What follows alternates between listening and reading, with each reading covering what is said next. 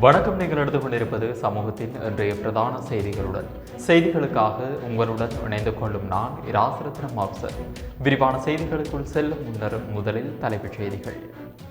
இலங்கையில் முடங்கிய சுகாதார சேவைகள், நோயாளிகள் அவதி. ராகம நகரத்தை மையமாக கொண்டு அரசின் புதிய திட்டம். நீக்கப்படும் ஓய்வூதியம், ஜனாதிபதிக்கு முன்னாள் சபாநாயகர் அனுப்பிய அவசர கடிதம். தமிழ் மக்களிடமும் எதிரி, சிங்கள மக்களிடமும் எதிரி, அப்படியென்றால் நாஞ்சார். சபையில் ஸ்ரீதரன் எம்பி ஆபாசம். யாழில் புறமைக்காத வீதியால் பறிபோன 4 உயிர்கள், மானிப்பாய் சபையில் சுட்டிக்காட்டு. சாமர சம்பத்திற்கு எதிராக மேல் நீதிமன்றத்தில் குற்றப்பத்திரிகை தாக்கல். அனுஷ பெல்பிட்ட லஞ்சம் ஊழல் ஆணைக்குழுவினால் கைது.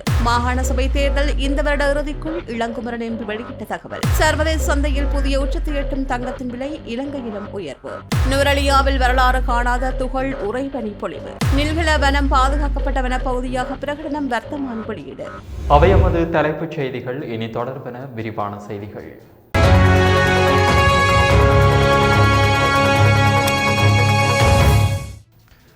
சுகாதார அமைச்சினால் ஏற்கனவே இணக்கம் காணப்பட்ட தீர்வுகளை அமல்படுத்த தவறியமைக்கு எதிர்ப்பு தெரிவித்து அரச மருத்துவ அதிகாரிகள் சங்கம் முன்னெடுத்துள்ள பணி புறக்கணிப்பு போராட்டத்தினால் கிழக்கு மாகாணம் உட்பட நாடு தழுவிய ரீதியில் சுகாதார சேவைகள் ஸ்தம்பிதமடைந்துள்ளன. கிண்ணியாத்தள வைத்தியசாலையிலும் இன்று காலை முதல் வைத்தியர்கள் அடையாள வேலைநிறுத்த போராட்டத்தில் ஈடுபட்டனர். இதன் காரணமாக வெளிநோயாளர் பிரிவு மற்றும் கிளினிக் சேவைகள் முற்றாக பாதிக்கப்பட்டிருந்தன. எனினும் உயிராபத்தான நிலையில் உள்ள நோயாளிகளின் நலன் கருதி அவசர சிகிச்சை சேவைகள் மாத்திரம் எந்தவிதமான தடையுமின்றி முன்னெடுக்கப்பட்டதை காணக்கூடியதாக இருந்தது. கிழக்கு மாகாணத்தில் கடந்த சில நாட்களாக இடம்பெற்று வந்த பிராந்திய ரீதியிலான பணி புறக்கணிப்பு போராட்டம் நேற்று நண்பகல் 2 மணியுடன் நிறைவடைந்திருந்தது. இதனால் இன்று வழமை போல் சிகிச்சைகள் பெற்றுக்கொள்ளலாம் என்ற நம்பிக்கையில் வருகை தந்த நோயாளிகள் நாடு தழுவிய ரீதியிலான புதிய போராட்ட அறிவிப்பால் பெரும் ஏமாற்றத்திற்கு உள்ளாகினர்.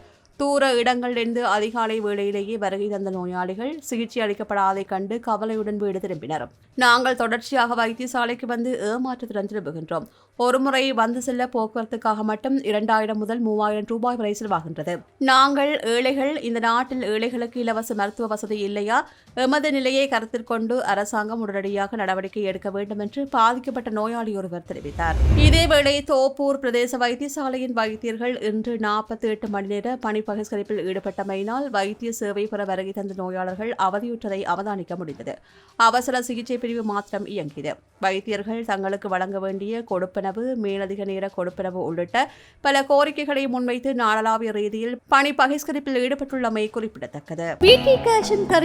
சூப்பர் ஸ்டோரின் கல்யாணி அன்னபூரணி பிராண்டில் அன்றாட வாழ்க்கையின் அனைத்து பொருட்களையும் ஒரே இடத்தில் பெற்றுக்கொள்ள பிடி கேஷ் அண்ட் கரி பாரிஸின் லாட்சப்பல். ராகம நகரத்தை மையமாக கொண்டு பல்வகை போக்குவரத்து மத்திய நிலையம் ஒன்றை அமைப்பதற்கு திட்டமிட்டுள்ளதாக போக்குவரத்து நெடுஞ்சாலைகள் மற்றும் நகர அபிவிருத்தி அமைச்சர் பிமல் ரத்நாயக்க தெரிவித்துள்ளார். அந்நகரத்தில் உள்ள சட்டவிரோத கட்டுமானங்கள் தொடர்பாக நாடாளுமன்றத்தில் கருத்து தெரிவிக்கின்ற போது அவர் இதனை குறிப்பிட்டார். ராகம நகரத்தை ஒரு சுகாதார நகரமாகவும் கல்வி நகரமாகவும் அபிவிருத்தி செய்ய எதிர்பார்ப்பதாக அமைச்சர் மேலும் குறிப்பிட்டார். ஜாயல நகர அபிவிருத்தி திட்டத்தின் கீழ் அடையாளம் காணப்பட்டுள்ள ராகம சுகாதார நகரத்தின் அபிவிருத்தி பணிகளை முன்னெடுத்து செல்வதற்கு சட்டவிரோத கட்டுமானங்கள் தடையாக உள்ளன. சுமார் 6 பேர் வரையில் இதனை ஆக்கிரமித்துள்ளார்கள். அதிகாரிகள் அங்கு சென்றபோது கூட சோதனையிட அவர்கள் இடமளிக்கவில்லை என்பது கலந்துரையாடல்களின் போது தெரியவந்தது.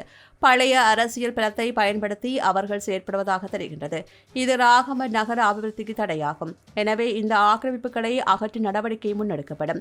ராகம நகரத்தை ஒருபுறம் சுகாதார நகரமாக மேம்படுத்த முடியும். அதேபோல் அங்கு மருத்துவ கல்வி பயில்கின்ற பெருமளவிலான மாணவ மாணவிகள் உள்ளார்கள். கந்தானை பகுதியில் தாதியர் பாடசாலை ஒன்றும் உள்ளது.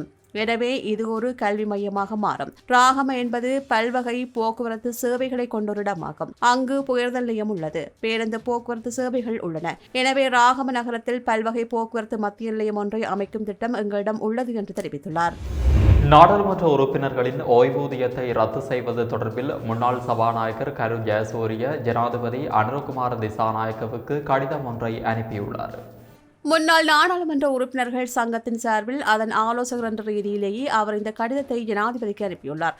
அந்த கடிதத்தில் அவர் தெரிவித்துள்ளதாவது: நாடு சுதந்திரம் பெற்ற காலத்தில் அரசியல் என்பது நில உறுத்துறையோருக்கும் படித்த மற்றும் செல்வந்த உயர்குடியினருக்கும் மட்டும் மட்டுப்படுத்தப்பட்டிருந்தது. எனினும் 1956ஆம் ஆண்டுக்கு பின்னர் சாதாரண பொதுமக்களுக்கும் அரசியல் வாய்ப்பு கிடைத்ததால் பாரிய சமூக மாற்றம் ஏற்பட்டது. நாடாளுமன்ற உறுப்பினர்களின் ஓய்வூதியத்தை நீக்குவது போன்ற நடவடிக்கைகள் எடுக்கப்பட்டால் அரசியல் என்பது செல்வந்தர்கள், வர்த்தகர்கள், முறையற்ற வகையில் பணம் சம்பாதிப்பவர்கள் மற்றும் செல்வந்த அரசியல் கட்சிகளுக்கு மட்டும் மட்டுப்படுத்தப்படும். இதன் காரணமாக நேர்மையான சமூக சேவகர்கள் அரசியல் துறைக்கு வருவது தடைப்படும் என்று முன்னாள் சபாநாயகர் சுட்டிக்காட்டியுள்ளார். மேலும் தாமும் மற்றும் ஒரு சிலரும் மாத்திரமே இந்த ஓய்வூதியத்தை சமூக மற்றும் தொண்டு நிறுவனங்களுக்கு பயன்படுத்துவதாகவும், ஆனால் பெரும்பான்மையான உறுப்பினர்கள் இந்த ஓய்வூதியத்தை நம்பியே வாழ்வதாகவும் அவர் குறிப்பிட்டுள்ளார்.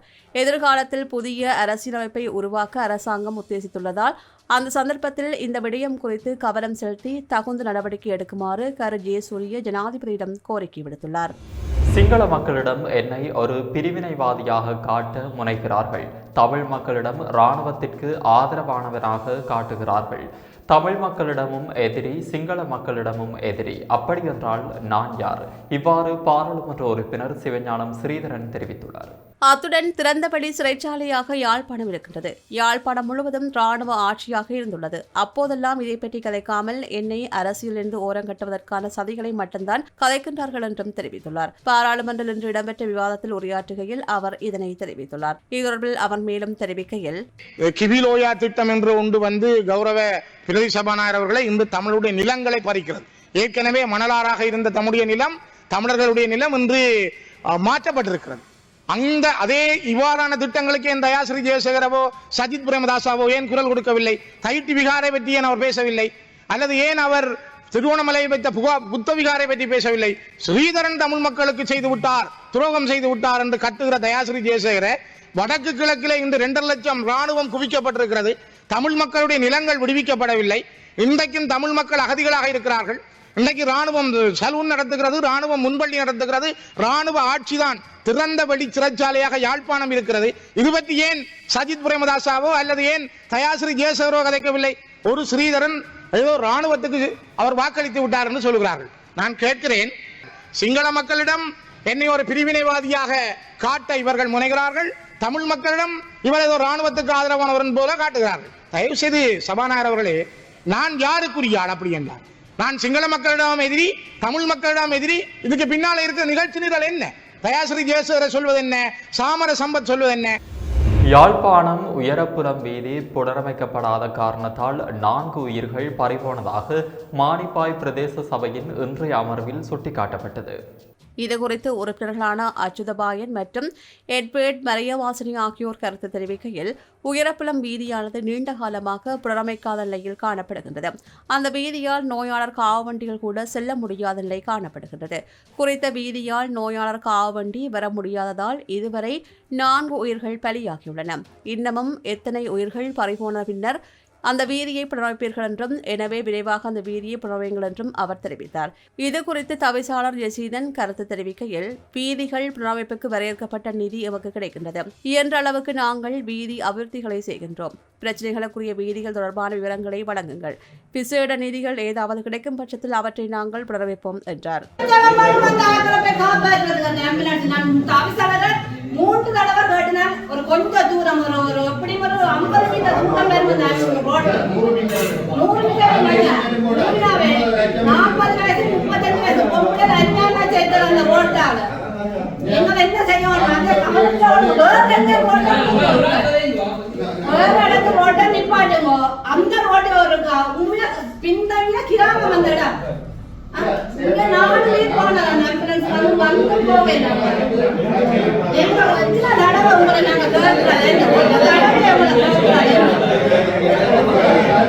ஊவா மாகாண முன்னாள் முதலமைச்சரும் முன்னாள் அமைச்சருமான சாமர சம்பத் தசநாயக்கவிற்கு எதிராக கொழும்பு மேல் நீதிமன்றத்தில் கையூட்டல் ஊழல் ஒழிப்பு ஆணைக்குழுவினால் குற்றப்பத்திரிகை தாக்கல் செய்யப்பட்டுள்ளது. இதுகுறித்து இன்று கொழும்பு நீதவான் நீதிமன்றத்திற்கு அறிவிக்கப்பட்டன. சாமர சம்பத் தசாநாயக்கருக்கு எதிரான ஊழல் குற்றச்சாட்டுகள் தொடர்பான விசாரணைகள் நிறைவடைந்துள்ள நிலையில் அவருக்கு எதிராக கொழும்பு மேல் நீதிமன்றத்தில் உத்தியோகமாக குற்றப்பத்திரிகை தாக்கல் செய்யப்பட்டுள்ளதாக கையூட்டல் ஊழல் ஒழிப்பு ஆணைக்குழு இன்று நீதிமன்றத்திற்கு அறிவித்தது. இந்த வழக்கு இன்று கொழும்பு பிரதம நீதவான் அசங்கேஸ் போதரகம முன்னிலையில் விசாரணைக்கு எடுத்துக் கொள்ளப்பட்டது. மேல் நீதிமன்றத்திலிருந்து அழைப்பாணை விடுக்கப்படும் போது அங்கு முன்னிலையாகுமாறு சந்தேக நபரான சாமர சம்பத் தசாநாயக்காவிற்கு நீதவான் உத்தரவிட்டார். யாழ்ப்பாணத்தில் அதிஉயர்ந்த மற்றும் நவீன வசதிகளுடனான டில்கோ ப்ளூ ஓஷன் நிறுவனத்தின் மூலம் வழங்கும் யாழ் ராயல் பேலஸ். முன்னாள் அமைச்சின் செயலாளரும் பணிப்பாளர் நாயகமுமான அனுஷ பெல்பிட்ட லஞ்சம் மற்றும் ஊழல் ஒழிப்பு ஆணைக்குழுவினால் கைது செய்யப்பட்டுள்ளார். 4,60,00,000 பணத்தை ஈட்டிய முறையை வெளிப்படுத்த தவறியமை தொடர்பிலேயே அவர் கைது செய்யப்பட்டுள்ளார். அனுஷ பெல்பிட்ட இன்று லஞ்சம் மற்றும் ஊழல் ஒழிப்பு ஆணைக்குழுவில் வாக்குமூலம் வழங்க முன்னிலையான நிலையில் அவரிடம் ஆரம்பகட்ட வாக்குமூலங்களை பதிவு செய்த பின்னர் அவர் கைது செய்யப்பட்டதாக அந்த ஆணைக்குழு குறிப்பிட்டுள்ளது. மாகாண சபை தேர்தலை இந்த வருட இறுதிக்குள் நடத்த அரசாங்கம் பரிசீலித்து வருவதாக யாழ் மாவட்ட நாடாளுமன்ற உறுப்பினர் க. இளங்குமரன் தெரிவித்தார். இதேவேளை நாடாளுமன்ற உறுப்பினர் ராமநாதன் அர்ஜுனாவுக்கு எதிராகவும் கருத்துக்களை வெளியிட்டார். யாழில் ஊடகங்களுக்கு இன்று கருத்து தெரிவித்த அவர் மேலும் குறிப்பிடுகையில், அரசியல்வாதிகளுக்கு நான் பதில் சொல்ல வேண்டிய அவசியம் இல்லை. அவர் நாய் என்ன செய்யும்? குறைத்து கொண்டே இருக்கும். நாய் தண்ட வேலியை தன் காட்டும், காலை தொட்டி காட்டிக்கொண்டே இந்த நாளில் இருக்கும். அந்த வகையில் நாய்க்கு ஒப்பானவர் தான். நாங்கள் தொடர்ந்து நாய்க்கு கல்லெறிவதில் பிரயோசனமில்லை. கல்லெறியும் போது குறைத்து கொண்டே இருக்கும். பேசாமல் விட்டால் அது வாயை உழைந்து இறந்துவிடும். வழக்கமான தேர்தலை நீங்கள் மாகாண சபை தேர்தலை இந்த அரசாங்கம் வைக்கக்கூடிய மாதிரி இந்த வருடம் கண்டிப்பாக எந்த வகையிலும் அரசாங்கம் தேர்தலை பிற்போடுவதற்கு தீர்மானிக்கவில்லை. மாகாண சபை தேர்தல்கள் நடைபெறும். அதற்கான எமது நாட்டின் ஜனாதிபதி வரும் பார்லிமெண்டில் கூறியிருந்தார். நிதி விடுவிக்கப்பட்டிருக்கிறது. ஆனால் இந்த சட்டமூலத்தை திருத்தி அமைக்க வேண்டும்.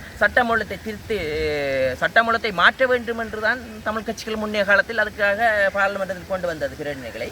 ஆனால் இன்று நாங்கள் அந்த சிறந்த சட்டமூலத்தை உருவாக்கி பாராளுமன்ற தேர்தலில் மாகாண சபை தேர்தலை வைப்போம். ஏனென்றால் உங்களுக்கு தெரியும், ஒரு சட்டமூலம் இயற்றுவதற்கு, ஒரு சீட்வெளி சட்டமூலம் இயற்றுவதற்கு ஒரு 3 மாதம் 2 மாதம் இருக்குது.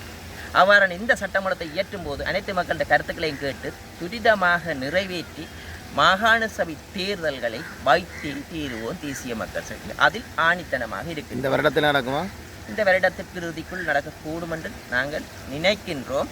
அதற்கான குழு ஆய்வு செய்து அனைவரும் இருக்கின்றன. அந்த குழு பாராளுமன்றத்தில் நிறைவேற்றி பாராளுமன்றத்தில் சட்டம் மூலமாக நிறைவேற்றப்படும். நாங்கள் அதற்கு எதிராக வாக்களிக்க போகிறது இல்லை. ஏனென்றால் ஆதரவாக தான் வாக்களிப்போம். இன்று நாங்கள் பெரும்பான்மையுடன் தான் இருக்கோம். உலக சந்தையில் தங்கத்தின் விலை வரலாற்றில் முதல் முறையாக 4,900 அமெரிக்க டாலரை தாண்டியுள்ளது.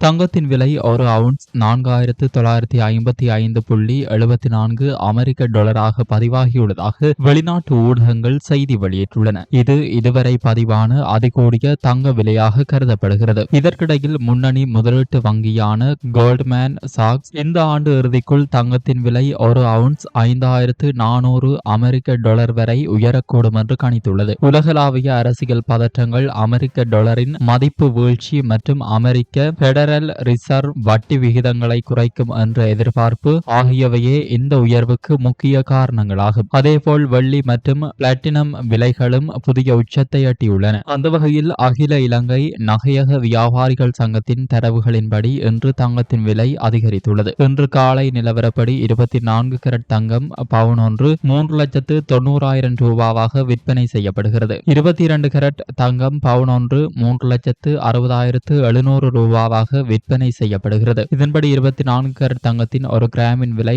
48,750 ரூபாயாகவும் 22 கரட் தங்கத்தின் ஒரு கிராமின் விலை 45,088 ரூபாயாகவும் விற்பனை செய்யப்படுகிறது. நுவர்லியாவில் இன்று பல பகுதிகளில் வரலாறு காணாத வகையில் மிக கடுமையான துகள் உறைபனி பொழிவு ஏற்பட்டுள்ளது. இதனுடன் கடும் குளிரான காலநிலையும் நிலவி வருவதால் மக்களின் இயல்பு வாழ்க்கை பெரிதும் பாதிக்கப்பட்டுள்ளது. கடந்த சில நாட்களாக நுவர்லியா முழுவதும் அதிகாலை நேரங்களில் தொடர்ந்து கடும் துகள் உறைபனி சூழல் நிலவி வருகிறது. இந்த துகள் பனிப்பொழிவின் காரணமாக மலையக மரக்கறி பயிர் செய்கை, மலர் உற்பத்தி மற்றும் தேயிலை பயிர் செய்கை ஆகியவை பெரிதும் பாதிக்கப்பட்டுள்ளதாக தெரிவிக்கப்படுகிறது. அதேவேளை அங்கு நிலவும் மாறுபட்ட காலநிலை சுற்றுலா பயணிகளை பெரிதும் கவர்ந்துள்ளதால் அவர்களின் வருகை எண்ணிக்கையிலும் குறிப்பிடத்தக்க அதிகரிப்பு காணப்பட்டுள்ளது. குறிப்பாக நுவர்லியா, குதிரை பந்தய திடல், கிரகிரி வாவி கரையோரம் உள்ளிட்ட பகுதிகளில் அதிக அளவில் துகள் உறைபனி காணப்படுகிறது. இதனை ஏராளமான சுற்றுலா பயணிகள் அதிகாலை நேரங்களில் நேரில் பார்வையிட்டு புகைப்படங்கள் எடுத்து வருகின்றனர். இதேவேளை இன்று அதிகாலை வேளையில் நாட்டின் குறைந்தபட்ச வெப்பநிலையாக 5.0 பாகை செல்சியஸ் நுவர்லியா வானிலை அவதானிப்பு நிலையத்தில் பதிவாகியுள்ளதாக வளிமண்டலவியல் திணைக்களம் தெரிவித்துள்ளது. அதேபோல் இன்று அதிகாலை பண்டாரவளை பகுதியில் குறைந்தபட்ச வெப்பநிலையாக 12.5 பாகை செல்சியஸும், பதுளை பகுதியில் குறைந்தபட்ச வெப்பநிலையாக 14.8 பாகை செல்சியஸும் பதிவாகியுள்ளது. மேலும் மகா இலுப்பள்ளம பகுதியில் இன்று அதிகாலை பதிவான குறைந்தபட்ச வெப்பநிலை 19.3 பாகை செல்சியஸ் ஆகும். யாழ்ப்பாணத்திலும் குறைந்தபட்ச வெப்பநிலை 19.3 பாகை செல்சியஸாக பதிவாகியுள்ளதாக குறிப்பிடப்பட்டுள்ளது. காணாமல் போன ஆட்கள் பற்றிய அலுவலகத்தின் மூலம் சமர்ப்பிக்கப்பட்ட முறைப்பாடுகளை விசாரணை செய்யும் இந்த ஆண்டுக்கான விசாரணை மேற்கொள்ளும் பணி கிளிநொச்சியில் இன்று ஆரம்பமானது. நேற்றைய தினம் வவுனியாவில் விசாரணைகளை மேற்கொள்ளும் அலுவலர்களுக்கான செயலமர்வு நீதி அமைச்சர் தலைமையில் நடைபெற்ற நிலையில் இன்று விசாரணைகளை மேற்கொள்ளும் பணி கிளிநொச்சியில் ஆரம்பமாகியது. காணாமல் போன ஆட்கள் பற்றிய கிளிநொச்சி பிராந்திய அலுவலகத்தில் கிடைக்கப்பெற்ற 112 முறைப்பாடுகள் இன்று விசாரணைக்காக எடுத்துக் கொள்ளப்பட்டது. காணாமல் போன ஆட்கள் பற்றிய அலுவலகத்தின் தலைவர் சட்டத்தரணி மகேஷ் கட்டுலந்த தலைமையில் மாவட்ட செயலக திறன் விருத்தி மண்டபத்தில் விசாரணைகள் முன்னெடுக்கப்பட்டன. ஸ்ரீ சக்திவேல் ஜோதிட ஆராய்ச்சி நிலையம் வேலை, தொழில், கல்வி வழிகாட்டுதல், அவசர ஜோதிட சேவை எல்லாம் ஒரே இடத்தில். ஸ்ரீ சக்திவேல் ஜோதிட ஆராய்ச்சி நிலையம். இலங்கையின் இயற்கை வளங்களை பாதுகாப்பதில் ஒரு முக்கிய மைல்கல்லாக நாட்டின் 2வது பெரிய வனப்பகுதியான நில்கல வனம் அதிகாரப்பூர்வமாக பாதுகாக்கப்பட்ட வனப்பகுதியாக பிரகடனப்படுத்தப்பட்டுள்ளது. சுமார் 40,684.99 ஹெக்டேர் பரப்பளவை கொண்ட நில்கல வனம் இலங்கையின் 2வது மிகப்பெரிய வனப்பகுதியாகும். தேசிய வனப்பரிபாலன வேலை திட்டத்தின் கீழ் இந்த வனம் பாதுகாக்கப்பட்ட வலயமாக மாற்றப்பட்டுள்ளது. இது குறித்து சுற்றாடல் அமைச்சர் தம்மிக்க படவெந்தி தெரிவிக்கையில் 2025 உலக சுற்றாடல் தினத்தை முன்னிட்டு ஆரம்பிக்கப்பட்ட நடவடிக்கைகளின் ஒரு கட்டமாக இந்த பிரகடனம் மேற்கொள்ளப்பட்டுள்ளதாக தெரிவித்தார். இலங்கை போன்ற வெப்பமண்டல நாட்டிற்கு இவ்வாறான வனப்பகுதி பாதுகாப்பது பல்லுயிர் பெருக்கத்திற்கு மட்டுமின்றி வன விலங்குகளின் வாழ்விடங்களை உறுதிப்படுத்தவும் மிக முக்கியமானது எனவும் குறிப்பிட்டுள்ளார். முன்னாள் அமைச்சர் ஜோன்ஸ்டன் பெர்னாண்டோ மற்றும் அவரது 2 மகன்கள் உட்பட 5 சந்தேக நபர்களையும் எதிர்வரும் ஜனவரி மாதம் 30ஆம் தேதி வரை மீண்டும் விளக்கமறியலில் வைக்குமாறு உத்தரவிடப்பட்டுள்ளது. சந்தேக நபர்கள் வத்தளை நீதவான் நீதிமன்றத்தில் இன்று முன்னிலைப்படுத்தப்பட்ட போதே இந்த விளக்கமறியல் உத்தரவு பிறப்பிக்கப்பட்டுள்ளது. சந்தேக நபர்களான ஜோன்ஸ்டன் பெர்னாண்டோ கூட்டுறவு மற்றும் உள்நாட்டு வர்த்தக அமைச்சர்களாக பதவி வகித்த காலத்தில் சதோச நிறுவனத்திற்கு சொந்தமான லோரியொன்றை முறைகேடாக பயன்படுத்தியதாக கூறப்படும் சம்பவம் தொடர்பில் சந்தேக நபர்கள் கைது செய்யப்பட்டமை குறிப்பிடத்தக்கது. யாழ்ப்பாணத்தை இலங்கையின் பொருளாதாரத்தில் வெறுமனே ஒரு பங்காளராக மட்டுமல்லாமல் புத்தாக்கம் மற்றும் வர்த்தகத்தின் ஒரு உந்து சக்தியாக முன்னிறுத்துவதே எமது கூட்டு இலக்காகும். அதற்கு இந்த கண்காட்சியே சிறந்த சான்றாகும் என வடக்கு மாகாண ஆளுநர் நா. வேதநாயகன் தெரிவித்தார்.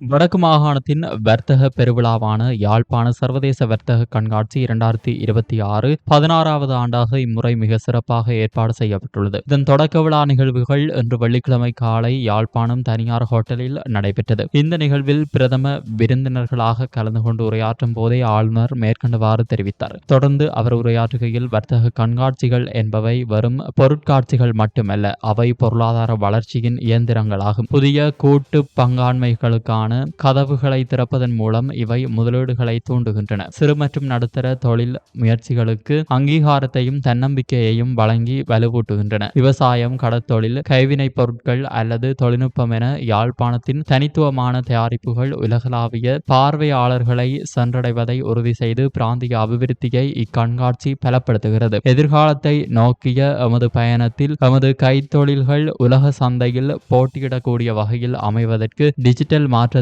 நாம் அரவணைத்துக் கொள்ள வேண்டும். அதேவேளை சுற்றுச்சூழலை பாதுகாக்கும் நிலையான நடைமுறைகளில் முதலீடு செய்ய வேண்டும். யாழ்ப்பாணத்தின் அடுத்த கட்ட சுவீட்சத்தை வடிவமைக்கவுள்ள எமது இளைஞர்கள் மற்றும் பெண் தொழில் முனைவோரை நாம் ஊக்கப்படுத்த வேண்டும். முன்மொழியப்பட்டுள்ள வடக்கு வணிக சம்மேளனங்களின் இணையம் எதிர்காலத்தில் எமது பொருளாதார அபிவிருத்தியின் மிக முக்கிய பங்காற்றும் என நான் நம்புகிறேன் என்றார்.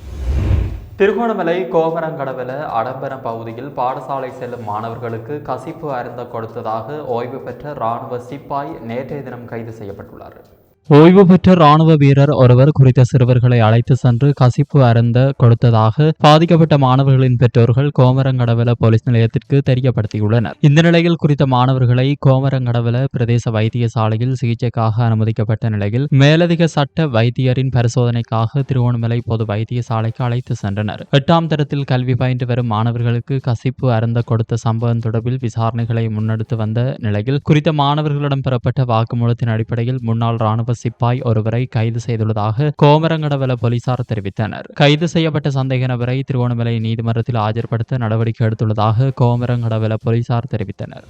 இத்துடன் சமூகத்தின் இன்றைய பிரதான செய்திகள் நிறைவடைகின்றன. தொடர்ந்தும் சமூகத்துடன் இணைந்திருங்கள். நன்றி, வணக்கம். எமது RIP பேச்சுக்கு கிடைத்த மரண அறிவித்தல்கள். தலவாகலையை பிறப்பிடமாகவும் ஹாலிவுட்டை வதிவிடமாகவும் கொண்டிருந்த திரு வேலுச்சாமி யோகராஜா ராஜா டிரைவர் அவர்கள் 22/1/2026 வியாழக்கிழமை அன்று காலமானார். யாழ்ப்பாணம் புலோலியை பிறப்பிடமாகவும் அல்வாய் கிழக்கை வதிவிடமாகவும் கொண்டிருந்த திரு கணபதி பிள்ளை சந்திரகுமார் அவர்கள் 22/1/2026 வியாழக்கிழமை அன்று காலமானார். கண்டியை பிறப்பிடமாகவும் வவுனியா 2ஆம் குறுக்கு தெருவை வதிவிடமாகவும் கொண்டிருந்த திரு பெருமாள் சண்முகநாதன் அவர்கள் 22/1/2026 வியாழக்கிழமை அன்று காலமானார். முல்லைத்தீவு ஒட்டுசுட்டான் சிவன் கோவிலடியை பிறப்பிடமாகவும் வதிவிடமாகவும் கொண்டிருந்த திருமதி கணேஸ்வரி சிவலோகநாதன் அவர்கள் 21/1/2026 புதன்கிழமை அன்று காலமானார். மேலே அறிவிக்கப்பட்ட அனைத்து மரண அறிவித்தல்களின் இறுதிக்கிரியை விவரங்களை அறிந்து கொள்ள RIPpage.com பார்வையிடுங்கள். இதற்கான லிங்க் கீழே இருக்கும் டிஸ்கிரிப்ஷனில் பார்வையிடலாம். இது போன்ற செய்திகளை தெரிந்து கொள்ள சமூகம் நியூஸ் சேனலை சப்ஸ்கிரைப் செய்து அருகில் உள்ள பெல் பட்டனை கிளிக் செய்யுங்கள். மேலும் இது போன்ற செய்திகளை உடனுக்குடன் தெரிந்து கொள்ள சமூகமீடியா.com என்ற இணையதளத்தின் வாயிலாகவும் எங்களுடன் இணைந்திருங்கள்.